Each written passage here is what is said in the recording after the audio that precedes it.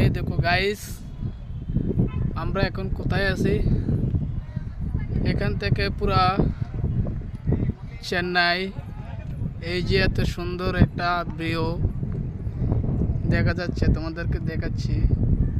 দেখো কত বড় বড় পাহাড়, পাথর। এত বড় পাহাড়ের মধ্যে এত বড় বড় পাথর, বিশাল বিশাল সাইজের পাথর।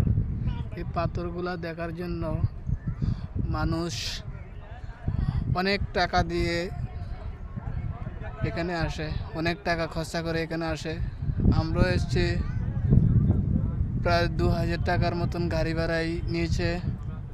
তার মধ্যে খাওয়া দাওয়া রয়েছে, খাওয়া দাওয়া এক্সট্রা আরও 1000 টাকার মতন নিয়েছে। দেখো কত বড় পাথর দেখা যাচ্ছে, এর মধ্যে উঠে ছবি উঠাইলে কি একটা ভিউ দেখা যাচ্ছে।